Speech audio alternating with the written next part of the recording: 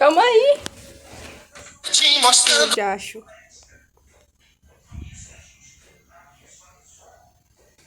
De interpretação textual, mas você não tem o mínimo de conhecimento. Elementos, tá bom? A terceira fala desemprego e a quarta de juros. Galera, intimidade com a prova é importante. Não tente descobrir sobre o que a questão vai ser, se você ainda nem começou a mapeá-la, né? As duas distâncias são diferentes, né? Olha para cá, tu tem uma distância entre pontos extremos na África e entre não pontos extremos da Europa. Ó. Olha a semelhança dessa questão com a anterior. Claro, são maiores ou menores a distância, né? Estão indicadas, representadas com comprimentos que não são proporcionais. Isso se deve às características geométricas de cada projeção utilizada e as respectivas formas. Galera, quais são as projeções? O que é esse 3 e o que é esse 3? O que é o 3 e o que é o 3? Com certeza, Renato Ronas. Isso, vamos ver se temos vencido. A humildade é a chave de sucesso. O que é esse 3? As três mais conhecidas projeções. Projeção cilíndrica, projeção cônica e projeção azimutal. Beleza, isso todo mundo sabe. Quais são as três propriedades das projeções? Hein? Quais são as três propriedades das projeções? Quais são? Elas podem ser equidistante, que é equidetaias. Elas podem ser equa2, que é equivalente. E elas podem ser o quê? Conforme. Então, muito cuidado. Para que serve uma projeção cilíndrica? Normalmente está relacionado com o quê? Com o mapa mundi, com a projeção de Mercator e de Arnold Peters, eurocentrismo e terceiro mundismo. Paralelos e meridianos, linhas retas. Mercator, eurocentrismo, e Arnold Peters, terceiro mundismo. A cônica é muito importante para a região de médias latitude ou áreas temperadas. E a azimutal, conhecida mundialmente, né, por áreas polares, até o símbolo da ONU, azimutal polar. Com base nessas informações, infere-se, conclui-se, deduz-se que essa representação, que este mapa aqui, ele foi elaborado com a projeção chamada de quê? De imediato, gostei. Perfeito, parabéns, vocês já tiraram letra A e letra C. Por quê? Porque essa projeção não é azimutal. Claramente, uma projeção azimutal, que é chamada de polar ou plana, ela vai aparecer o mapa, o símbolo, o ícone do Free Fire. O que é o Free Fire? A mira. E o teu alvo é a tua aprovação. Guarda isso, é alguma coisa no centro. E não está nada ao centro. As distâncias estão diferentes. Apesar de preservar a forma. Quem é que faz isso? Uma projeção cilíndrica. E aí, galera, é uma projeção cilíndrica normal ou a projeção cilíndrica, por exemplo, transversa? Que projeção é essa? Hein? Uma cilíndrica normal, tá bom? Olha aqui, um sucesso, modelo de questão da OEMA para vocês, que trabalha com charge, que trabalha com gráfico. A OEMA, ela está elaborando questão assim pra gente agora. Como é que ela funciona? A OEMA, ela está colocando um texto e cobrando a resposta em imagens. A OEMA, ela está colocando imagens e qual é a opção que melhor caracteriza aquela apresentação. Recentemente caiu uma questão sobre floresta amazônica, mas lá na imagem tinha floresta amazônica, tinha tundra, tinha conífera e tinha outras, tá? Olha para cá. Bilionários triplicaram suas rendas. E aí quem tá falando é o garçom. Me lembrei agora do cozinheiro do Pucci. É não, Renato? É, o cozinheiro do Pucci sabia tanto dele que quis aplicar um golpe nele, né? Olha lá, hein? Um brinde ao mercado. Quem está brindando? O cara que está numa cadeira confortável, aconchegante, um sofá e tomando champanhe. O bi-tri. O que é o bi-tri? O bilionário triplicou. Galera, uma pergunta rapidinho. Se conseguir digitar, tá bom? Vai lá, fala comigo. Quais são as fases do capitalismo? Quantas fases tem o capitalismo? Em qual fase do capitalismo nós estamos? Um capitalismo anula outro? Eita, sucesso, não consegui nem acompanhar. Vamos lá, quais são as fases? Em quais fases estamos? Um capitalismo anula outro? Que capitalismo é da questão? Capitalismo especulativo financeiro. Vamos fazer o degrau do sucesso, escadinha? Opa, rumo ao sucesso. Capitalismo comercial, mercantilista, divisão, trabalho, centro-periferia, navegações. Capitalismo industrial, beleza? Matéria-prima, indústria. Show! Capitalismo, depois do industrial, vem o financeiro, bolsa de valores, crash Nova York, bolha de 2001. Especulação. E hoje capitalismo informacional, já fala Milton Santos, tá bom? E de degrau em degrau, nenhum anula o outro passo, só chega no mais rápido se passou pela base. Então eles vão se acumulando. Quando eu olho esse gráfico, eu fiquei triste pela posição do garçom e eu não vou ficar orgulhoso pela condição do burguês sentado ali charlando e tem champanhe caro, não tem? Tem, beleza. Mas olha pra cá. O gráfico que expressa uma consequência do evento ironizado. É importante saber isso. Então, se eu não sei, Luiz, figura de linguagem, se eu não sei o que é ironia, eu não sei o que é eufemismo, hipérbole, parábola, entre outros, antítese, onomatopeia.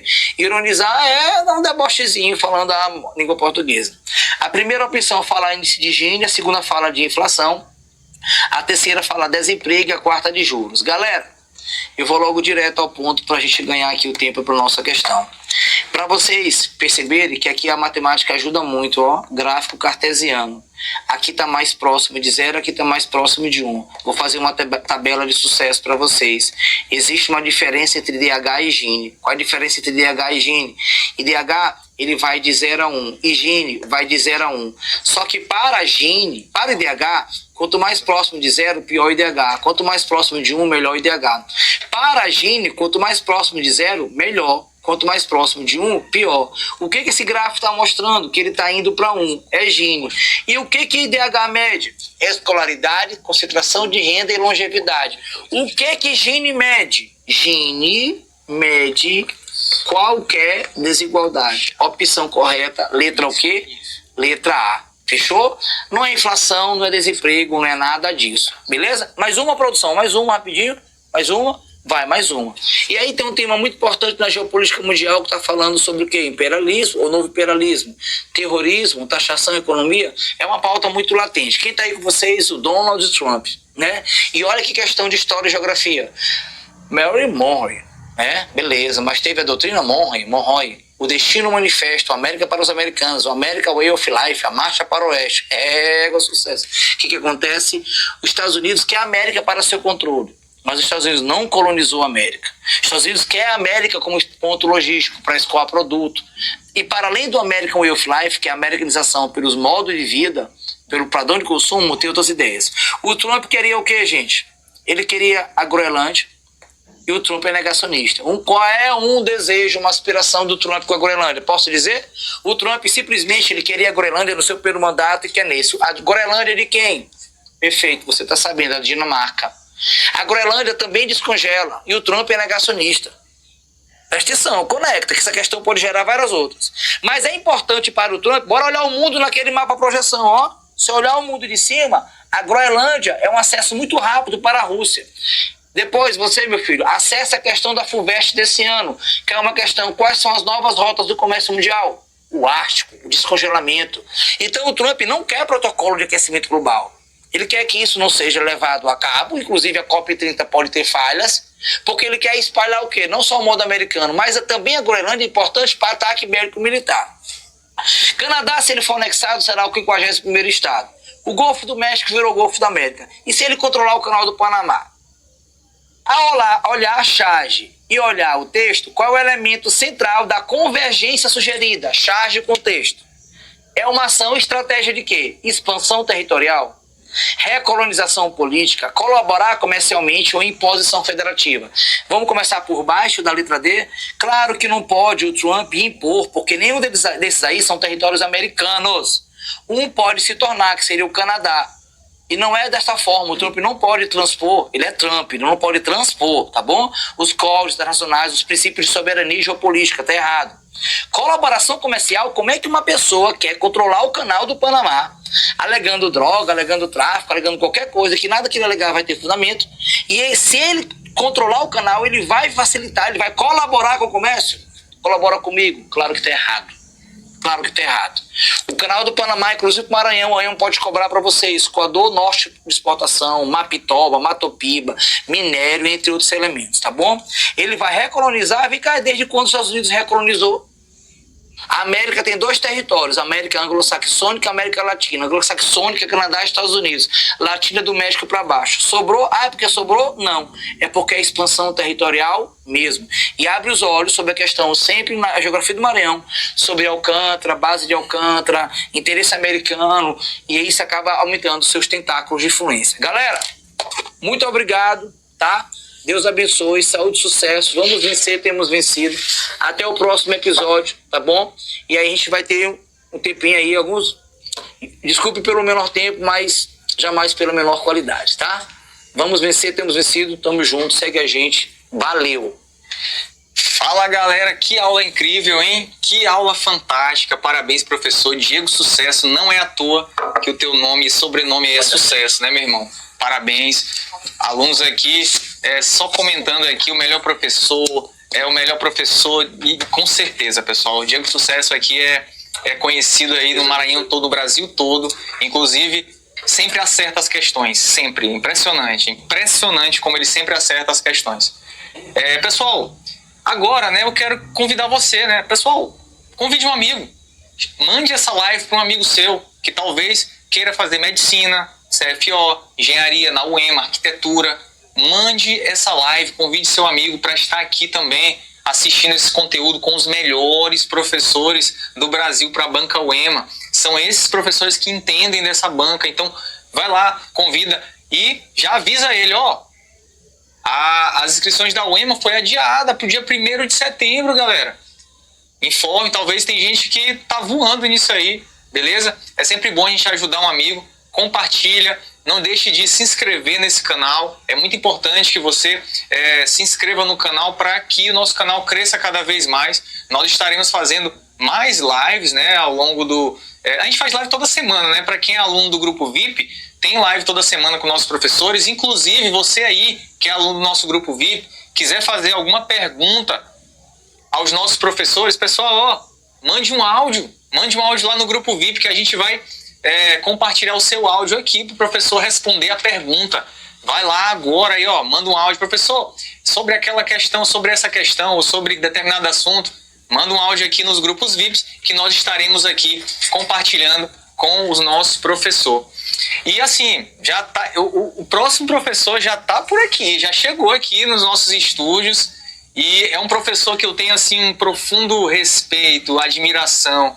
Foi um professor meu ali no meu ensino médio. Inclusive, pessoal, a visão que eu tenho hoje, visão de ser uma pessoa crítica, no sentido de me colocar fora da realidade para ver o mundo, foi ele que fez eu abrir os olhos para isso. Cara, esse professor é muito bom. Eu lembro lá no meu primeiro ano do ensino médio, primeira vez que eu tive aula com ele, eu falei assim, caramba, só que aula massa, cara.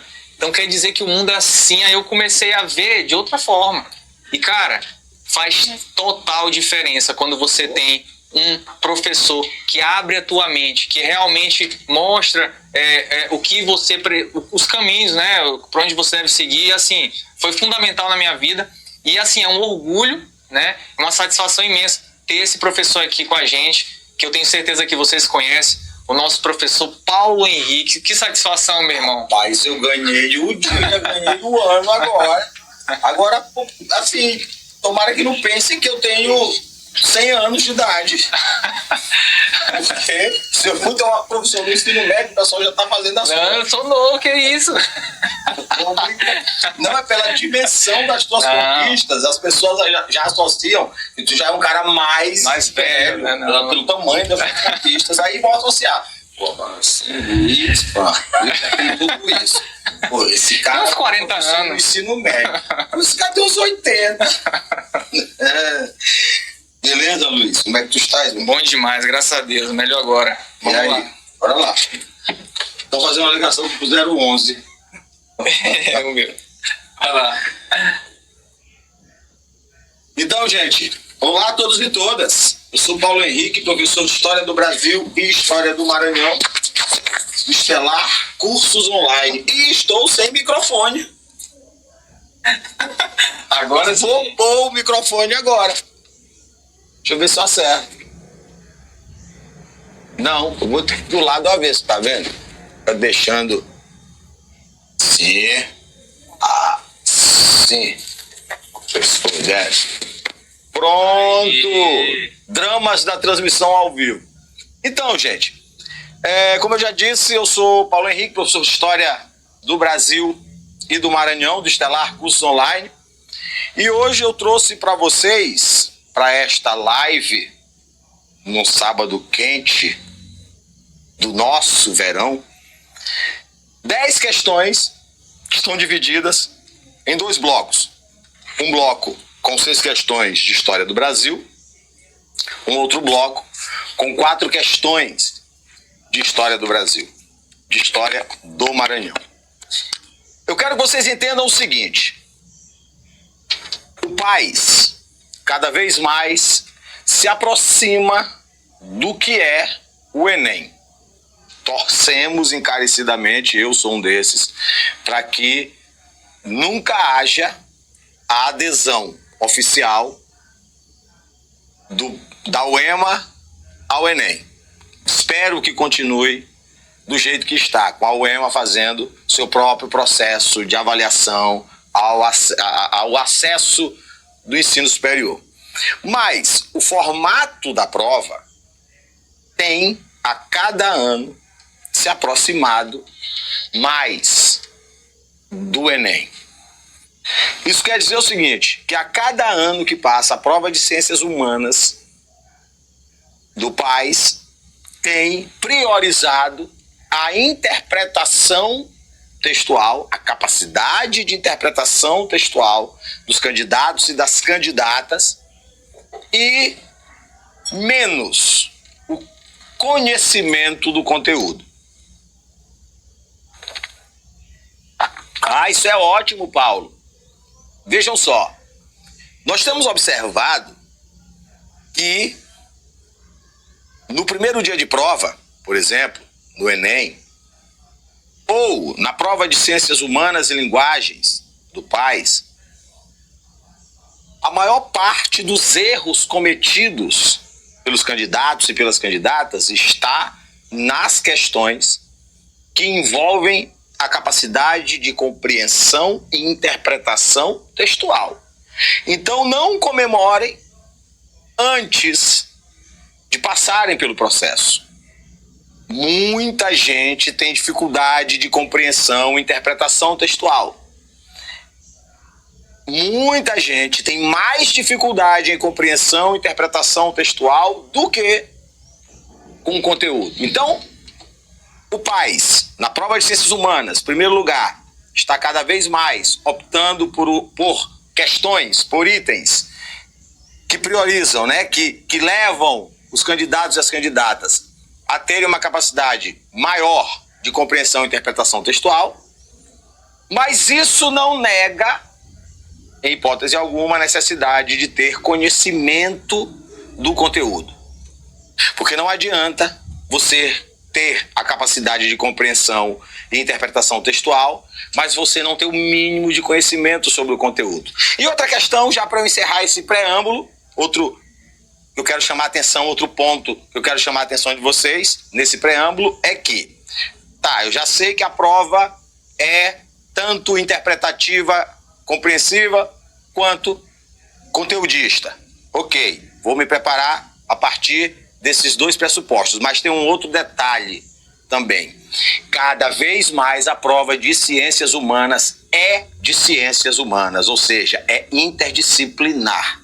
Sabe o que é interdisciplinar? É quando eu abro mão das minhas vaidades de historiador e faço uma análise sociológica, filosófica, antropológica, geográfica daquela questão. É quando eu abro mão, é quando o sociólogo abre mão das vaidades dele e abre o leque, fazendo análises também, naquele mesmo item, filosóficas, historiográficas, geográficas e etc. Isso é interdisciplinaridade, é o trava-línguas. Quando você abre mão das suas vaidades e faz análises de outros campos alheios ao seu. Então as questões cada vez mais vêm nesse sentido, a ponto do candidato, da candidata, se confundir. Isso aqui é uma questão de geopolítica. Não, é uma questão de história contemporânea, história do tempo presente. Isso aqui é sociologia. Não, isso aqui é uma questão de Brasil contemporâneo. Vocês vão ver que eu fiz questões assim, são questões inclusive atemporais. A UEMA tem essa coisa que eu acho linda, questões atemporais, que você não sabe necessariamente afirmar se são questões de história contemporânea ou se são questões de história colonial ou se são questões de história geral, porque são questões atemporais que partem de uma longa duração. E aí a gente vai já entender isso na resolução das questões. E a primeira questão diz assim, gente, vocês sabem qual é a regra, né? A regra é clara, a gente sempre começa pelo comando. Eu estava assistindo a aula de sociologia da professora, da professora Camila, e a primeira coisa que ela falou antes de começar a ler a questão foi que ela sempre começa pelo comando, e a mesma recomendação que eu dou: comecem sempre pelo comando, ok? Então o comando dessa primeira questão diz assim: considerando o contexto histórico-social brasileiro, considerando o contexto histórico-social brasileiro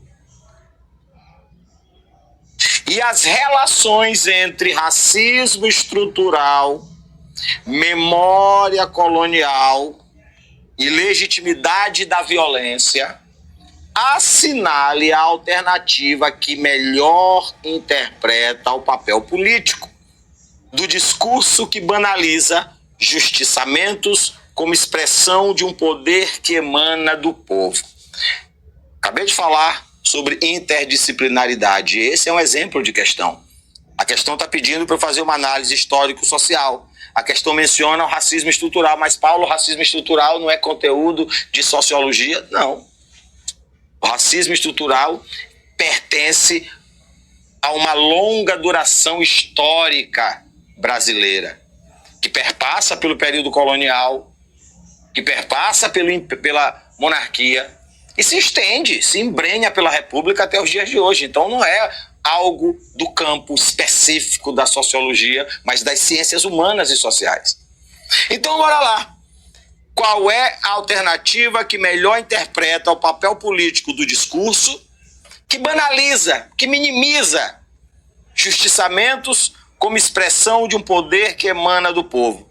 Então vamos aqui nos remeter ao texto. A escalada dos linchamentos e dos justiçamentos no Brasil aponta para a emergência, ou seja, aquilo que emerge, que sai do subterrâneo e vem para a superfície. Aponta para a emergência de um tipo específico de violência que se naturaliza socialmente e se legitima por meio de discursos de ódio. Conforme o historiador Paulo Henrique Matos de Jesus, da Universidade Federal do Maranhão, abre aspas, quem pratica esse tipo de violência não se sente um criminoso, mas um justiçador, revelando que tais ações ganham respaldo simbólico, especialmente quando difundidas por mídias que normalizam a barbárie sob o pretexto de uma justiça popular. Ele, o Paulo Henrique, observa ainda que há um sentimento de revolta, de insatisfação, de frustração em relação às instituições, e que discursos como justiçamento como parte de um poder que emana do povo legitimam tragicamente esse fenômeno. Tais manifestações apontam para a persistência de traços do racismo estrutural e da herança colonial que, fundamental para a nossa resposta, gente, desumanizam corpos negros e sustentam formas autoritárias de violência. Gente, a UEMA, via de regra, recorre a textos jornalísticos, a fontes jornalísticas para fazer análises historiográficas, análises sociológicas e filosóficas. Nesse caso, nós temos uma entrevista que este que vos fala, o professor Paulo Henrique, deu a um jornal chamado Ponte Jornalismo, em 28 de julho, publicada em 28 de julho de 2025. Inclusive, recomendo que vocês acessem o site dessa rede de comunicação chamada Ponte Jornalismo, que ele é muito interessante para fazer essas análises sobre racismo estrutural, sobre violência, sobre aspectos ligados a aparatos de policiamento e segurança pública, que são temas cada vez mais cobrados na prova, o conhecimento dos candidatos e das candidatas sobre essa realidade contemporânea brasileira. Então vamos lá. Olha só, o que eu disse nessa entrevista foi que existe um processo de naturalização das práticas violentas, das práticas que muitas vezes submetem corpos negros a condições vexatórias que podem ir desde o açoite, desde tapas, percussões, até a morte, até o assassinato. E essas práticas, que são resquícios do período colonial, das práticas de castigo e de suplício que eram exercidas pelos senhores, essas práticas se estendem até os dias de hoje. Há uma visão necropolítica. Necropolítica é um conceito de Achille Mbembe, que vocês conhecem com certeza, da sociologia. E a necropolítica consiste na ação deliberada do Estado de definir sobre a vida e a morte de corpos considerados descartáveis. E esses corpos considerados descartáveis são colocados na condição de coisa, em um não lugar. E esse não lugar permite que sobre esses corpos sejam infringidas todas as formas de violência. Formas de violência que, na maioria das vezes, ultrapassam qualquer devido processo legal. Ou, como diz a opção correta, formas de violência extrajudicial. O linchamento é uma forma de violência extrajudicial, é uma forma de violência popular, é um justiçamento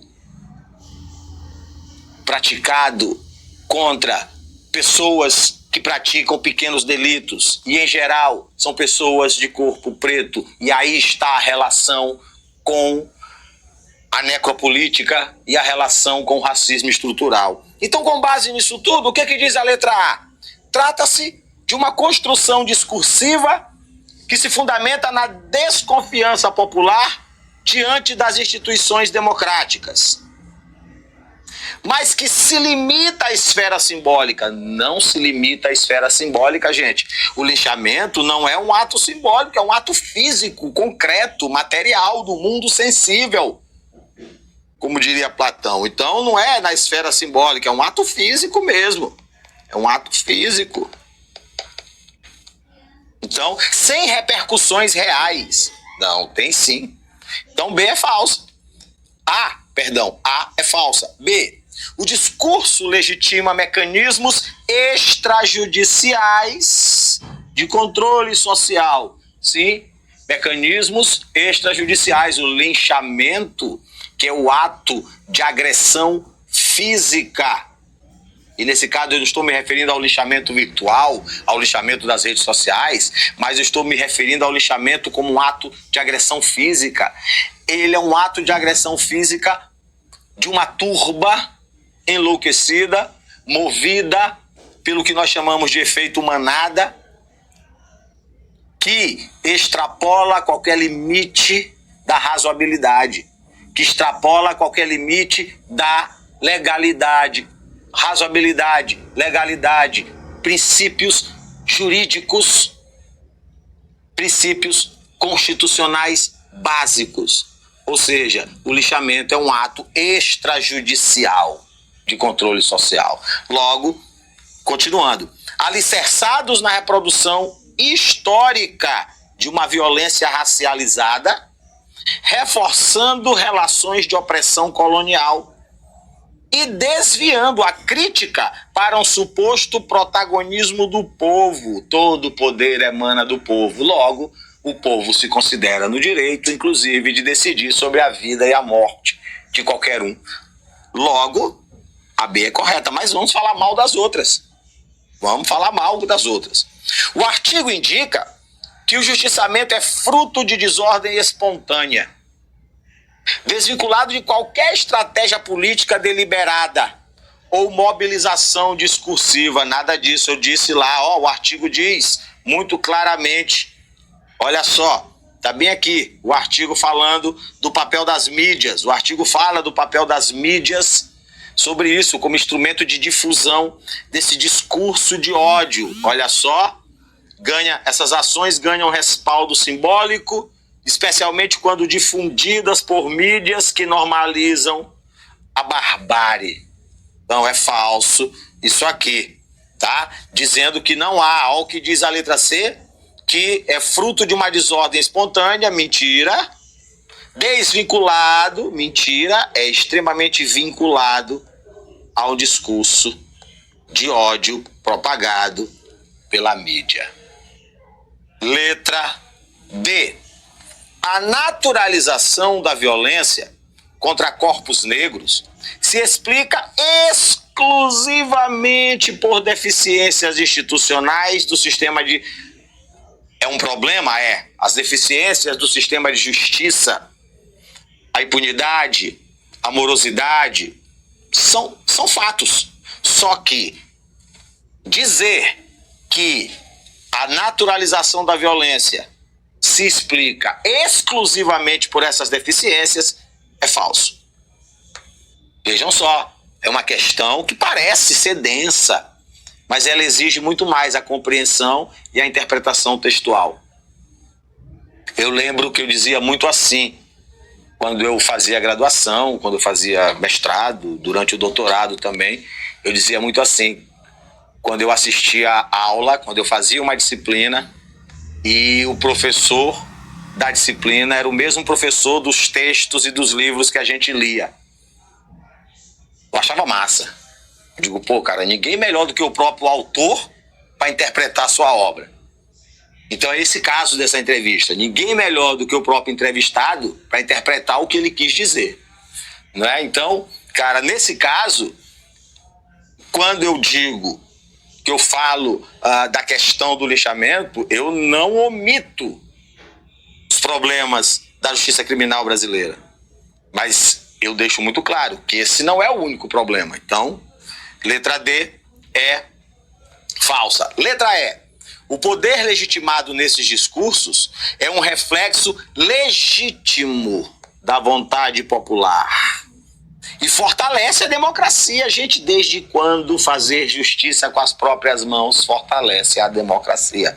Ao contrário, é um ato de barbárie e extremamente antidemocrático, porque temos os aparatos de policiamento, temos o Ministério Público,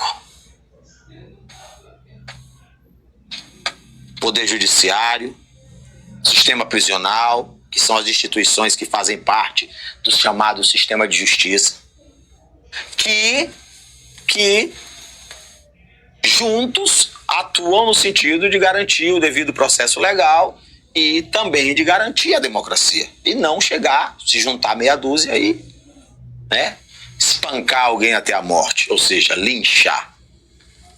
Primeira questão, queridos e queridas, amados e amadas, letra P, tá? Segunda questão. Vamos lá, Francília. Vamos lá, Luiz, lembrar os tempos de terceiro ano. Também é uma questão interpretativa. Ela parece densa, o texto é longo, tu fica assim, meu Deus. Tem muita gente que já é derrotado pelo texto. Porque o texto assusta, porque é muito grande, porque é denso. Que nada. Nem sempre. Além do apresentado, ou seja, além do que foi apresentado pelo texto, esse departamento ao qual o texto se refere, tinha ainda como funções... Então vejam, nós temos que ir, no caso da segunda questão, além do texto. O texto diz uma coisa, mas além do que o texto diz, bora lá. Então o texto fala o seguinte: foi regulamentada a atividade dos jogadores estrangeiros no Brasil. Não pelas entidades do futebol, e sim pelo DIP, Departamento de Imprensa e Propaganda. Órgão criado no Brasil durante a Era Vargas, em especial durante o Estado Novo. Entre outras atribuições, o DIP era responsável pela censura, era responsável por toda a campanha publicitária de exaltação e culto à personalidade de Getúlio Vargas, o DIP, Departamento de Imprensa e Propaganda, Departamento de Imprensa e Propaganda, encarregado da censura e propaganda, encarregado da censura, entre outras atribuições, censura, e é encarregado também do culto à personalidade de Getúlio Vargas. Culto ou exaltação à personalidade de Vargas, sempre associando-o à imagem de um pai dos pobres, de um grande árbitro dos conflitos entre patrões e empregados, de um líder sábio, sensato, e por falar em sapiência, um líder que sabia o que era melhor para o seu povo. Tudo isso entre aspas, tá, gente? Não é Paulo Henrique, mas é o DIP falando sobre Getúlio Vargas. Então o DIP, ele regulamenta a atividade de jogadores estrangeiros no Brasil. Segundo a imprensa carioca, os jogadores estrangeiros só poderão ingressar no futebol brasileiro desde que tenham contrato firmado com o clube nacional, sendo o documento visado pelo consulado lá no país de origem desse estrangeiro. Assim, o controle pelo departamento será perfeito, pois ele ficará de posse da segunda via do contrato, ao mesmo tempo a do documento de entrada em nosso país, exigida por lei, o que provará a situação legal do profissional. Então, uma